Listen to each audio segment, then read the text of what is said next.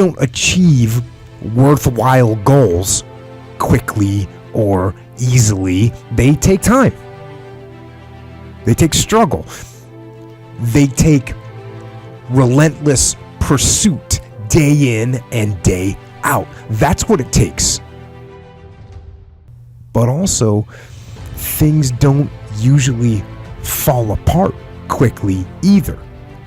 At least at first, it's a slow process. A little slip here, a little setback over there, a little wearing down of discipline and will over time. That's the thing. Success and failure are generally slow processes, either slowly building things up or gradually tearing them down. And that's why I say you've got to pay attention. You have to watch. You have to watch every single second, because those seconds, they turn into minutes, and minutes turn into hours, and hours turn into days, and days turn into years. And so that second that just went by, that counted. And so did that second. And so did that one. And in those precious seconds, you are either building or you are decaying. You are either gaining ground or you are losing ground in that second, and in every second. Every second counts. So make every second count. Should be afraid of taking risks and pursuing something meaningful.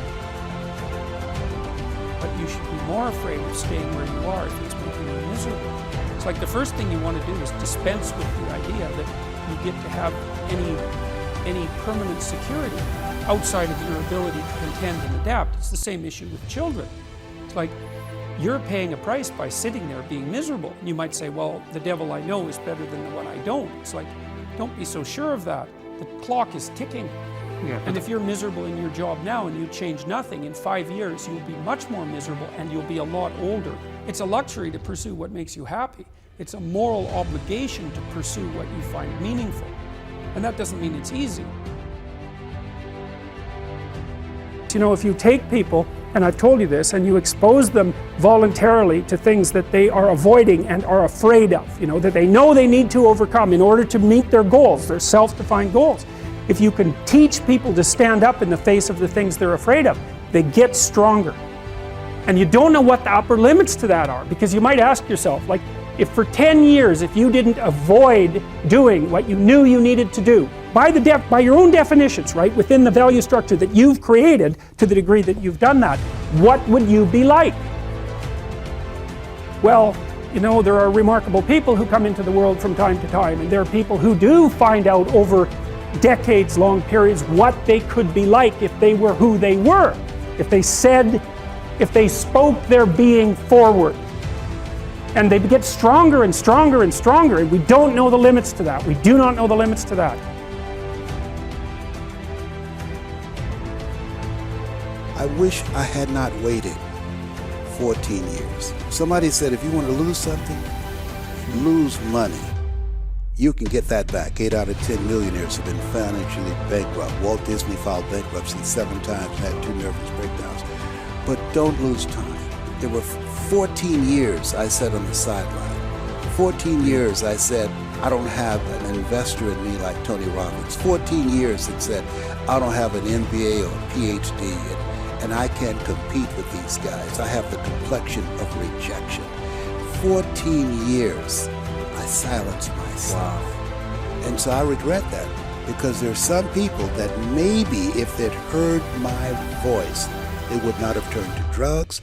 If they'd heard my voice, their lives would have taken a different direction. And I can't get those 14 years back. That haunts me, and I think that drives me when I speak with such energy. I'm trying to make up for that time, but I can't. If things go wrong, they always seem to happen at once, and they just compound. on top of each other. And it's pretty easy sometimes to feel beaten when you're faced with all those issues and all those problems, and they all hit you at the same time. But let me tell you, that doesn't mean give up. In fact, it means the opposite. It means it's time for you to fight harder, to dig in. It means it's time for you to go on the warpath. And that starts with one of the fundamental laws of combat leadership: prioritize and execute. What's the biggest problem? What's causing the most stress? Family? Okay. Sit them down. Explain where you are at. Be blunt, be upfront, and then give them the simple plan of how you're going to get things back on track. Don't sugarcoat it. You give it to them straight. Next, you got some late payments. Call those creditors up. Explain to them what's going on. Set up some kind of a minimum payment plan so you can start making some progress and get them off your back.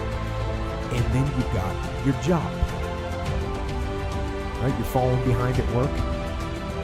You can talk to your boss. Face it. Tell him that you're going to step up your game. Tell him you're going to be at work early, you're going to be at work late, you're going to be at work during lunch, you're going to be wherever you need to be, whenever he needs you to be there. Tell him you're going to get after it. And tell him that you're 100% committed to supporting him and the company and the mission. And then you get started. And I'm going to tell you right now, it won't be easy. It will be hard because life is hard. That's what life is. And these challenges that you face, they're going to do their best to take you down. Do not let them. Stand up, dig in. Line up those problems and confront them. Face them. Fight them. Do not let them bring you down. In fact, let those challenges raise you up. Let them elevate you. Let their demands and their trials make you stronger.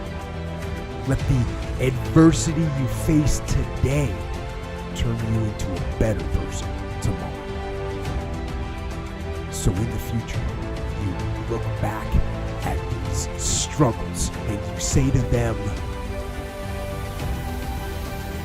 you made me better.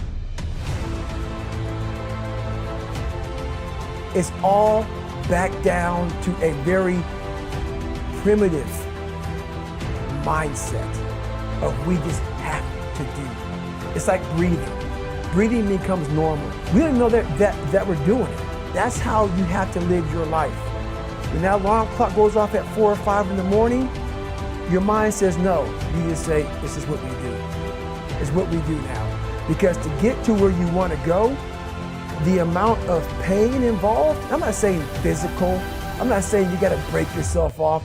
The amount of mental pain of how many times you're going to have to do something that you don't want to do to get to where you want to go is going to be, there's going to be more times you do something that you don't want to do. That's your new norm.